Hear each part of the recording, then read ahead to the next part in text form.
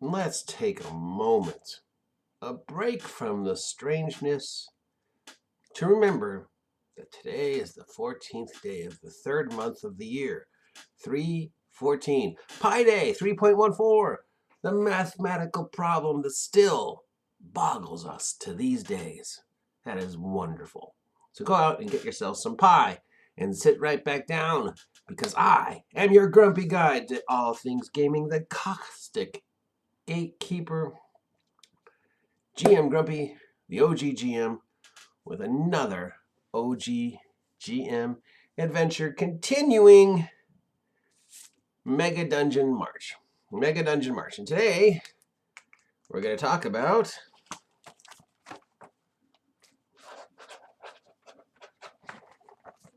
safety.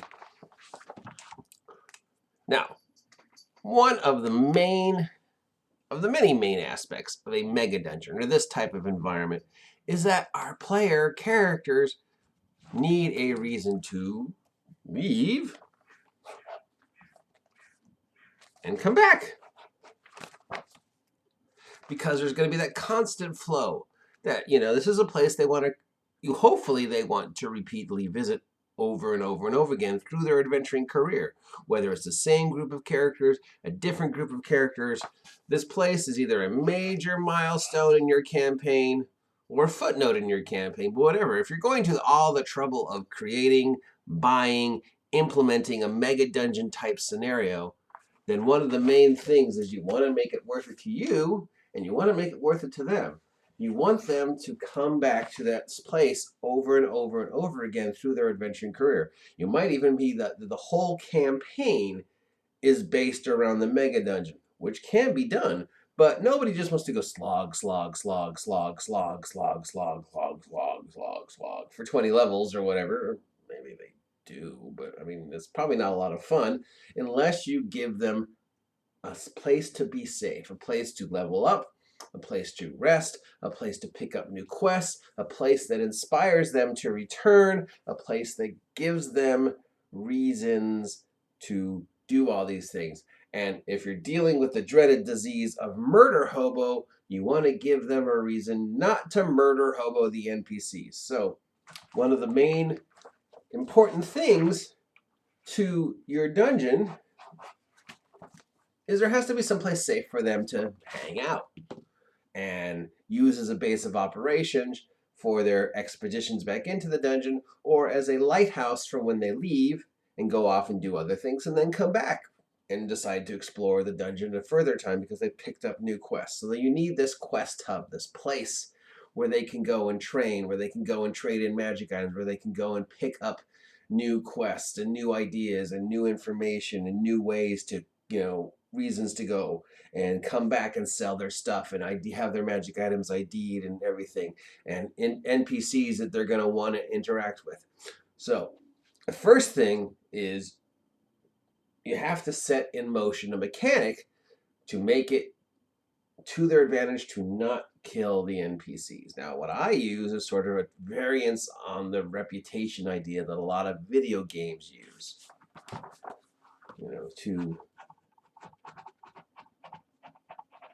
to encourage them to not kill our NPCs.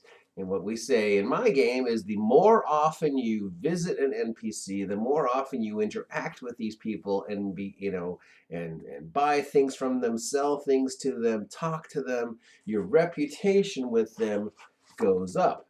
And when your reputation with the NPCs go up and you return to visit them, they're going to have, much like in video games, better stuff and better information, and they might have better access to better things that the players need, be it equipment, food, drink, fun, information, quests, place to rest, whatever, all the things that a player character is going to need to keep their life going outside of the dungeon is implemented through NPCs, unless the player characters are so uniquely gifted and linked together that each one has created a player character that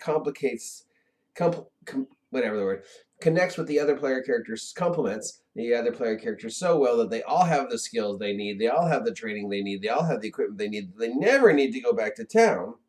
which is rare, but I suppose it could happen. But chances are they're going to need a safe place to go and do these things. And you want to reward them for not murder hoboing their NPCs. So in this place, this safety, this sanctuary, this town, this shop, we say that every time you go and you visit these guys, their level, your reputation, whatever you want to call it, increases. And when that increases, that shopkeeper is going to have better stuff. That bar is going to have better food and better drinks. And the people who are giving you quests are going to have new and better and more interesting quests. On the other hand, if they do decide to go murder hobo and start killing NPCs for no reason whatsoever, your game's stupid.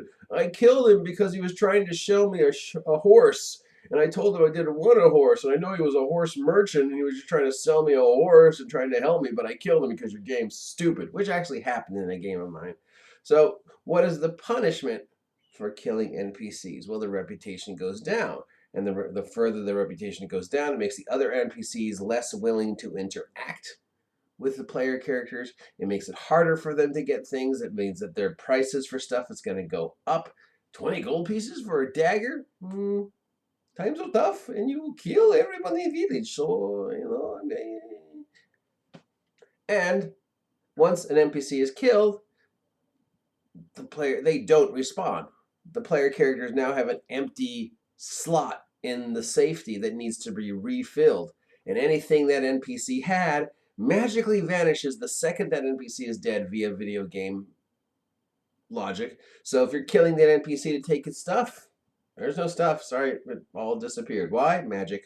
It's video game logic, whatever. It's gone.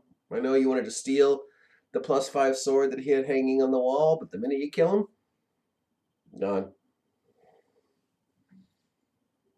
And, of course, now they have incurred the wrath of the law.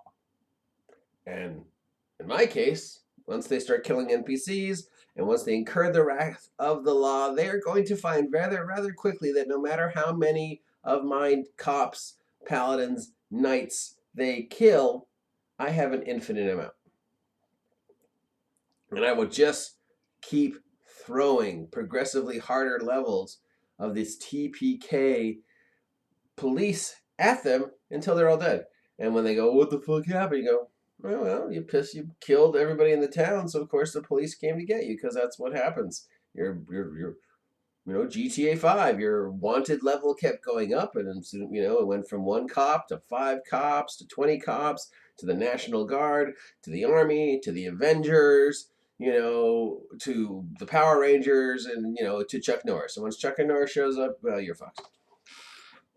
So you create this safety, you give them a reason to go to the safety, leave the safety, come back to the safety, use this base of operations in your dungeon thing, and move on. Now, it could be in the dungeon, it could be right outside the dungeon, like the yawning portal. I mean, the yawning portal in Undermountain is literally right on top of Undermountain, and it is the common entrance for adventurers to get in and go out of Undermountain. And there are other places in and around Waterdeep that are directly above Undermountain and use it to their advantage. Personally, I think that is stupid, because what's to stop the monsters from coming up this hole? But that's Waterdeep, and Waterdeep is just weird. You could do the same thing. You could have your safety someplace in the dungeon that provides all the things they need, on top of the dungeon, like the yawning portal that provides all these things we've needed, or near the dungeon. And this place is going to give them the reason to keep going and coming back. Our quests, because slog. Even if they do want to go slog through the whole fucking thing, not from point A to point B, there's got to be a reason. Is minuscule it is, there has to be some kind of reason for them to be there and go there, that you want to connect to their backstories, to the history of your world, to make them inspired. I mean, you could just say, okay, level 1, you show up at the doors of the dungeon, go. But, most of today's 2020 players want a little bit more backstory, investment reason to be there. It's not, the Wild West early days of first edition where people were just like, I've got my first level fighter, let's just fuck it, I don't care, let's go. That mentality has changed. So we have to have this flow of quests that fit into our dungeon. So for our pyramid, our time-traveling pyramid, we are going to create a place of safety. It's going to be outside of the dungeon. It's not going to be directly on top of the dungeon, but it's going to give them a reason to leave the dungeon and come back to the dungeon. And when dealing with a pyramid, what provides the most likely logical explanation other than a town? An archaeological dig. That a small quasi-town has popped up around. And usually, in this type of scenario, it's because there's a well or an oasis or some reason here in the middle of this, stereotypical Egyptian desert type setting for people to conjugate in one area. So, oasis at White Palm, we're going to have our oasis archaeological dig right near the dungeon, maybe an hour's walk. It's not so far away that they never want to go there, but it's not so close that if the monsters come out of the dungeon, the first thing they see is our oasis. They're like, let's just kill those guys right there. So we have our archaeological dig. Our archaeological dig NPCs provide quests and information. So, I need you to go into the dungeon and explore these 3 rooms. I need you to retrieve this thing that these records say is there. I need you to go to the center and find out what the source of this information, this energy is. I need you to crawl up to the 8th tier of the chamber of perpetual lemonade and find out, if these rumors are true and bring back this MacGuffin. And when you do, I will give you a reward. I will give you more information. I will provide you with more quests and more reasons to interact with me and to return to the dungeon. And then around our quests and information givers, we're going to have our supply and demand NPCs, our blacksmith, our wine merchant, our camp followers, our store, our wizard. Was the wizard going to provide them? Well, I'm too old and feeble to go in there myself, but I went in earlier and I lost my hand or whatever.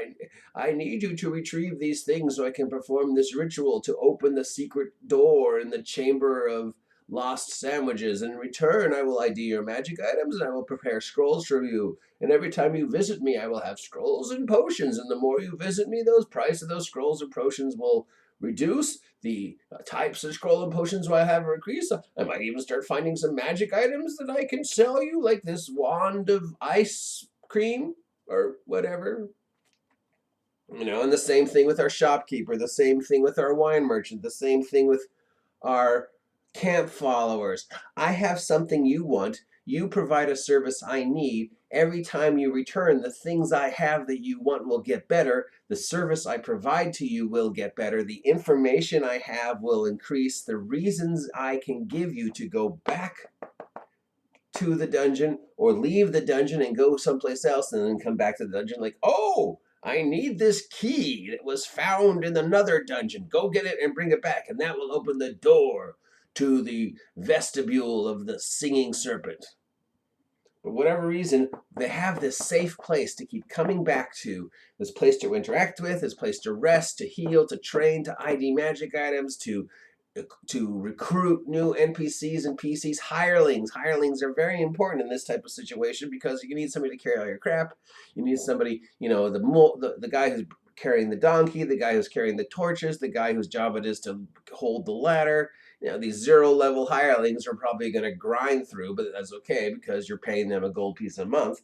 So you need some place to that. And if somebody wants to bring in a new character, you need some place for them to meet him. So you need to provide this sense of safety, this sense of structure, this place that they can keep going to and coming back to and going to and coming back to and bringing their money and their magic items and getting new money and new magic items and taking their quests in and then bringing their quests back and completing the quest. And it's very video game-ish, but it gives them that sense of world, that sense of community, that sense of what they're doing actually is making a story move forward. And that's important, and it gives them NPCs to interact with who we hope they won't kill. And if they do kill, there is punishment for that. So there you go.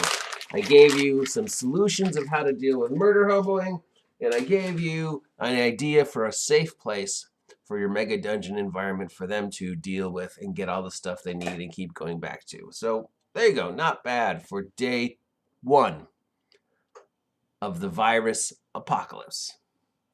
Tune in for more. And if you're new here, give me a shout out, give me a like, give me a share. And if this is your first time here, please think about subscribing if you haven't subscribed yet. And if you're feeling generous, there are some links that you can use to support me through the Patreon and the Pay Pall and the GoFundMe and the online store and the whatever else, which would be nice since I'm out of work for who knows how long.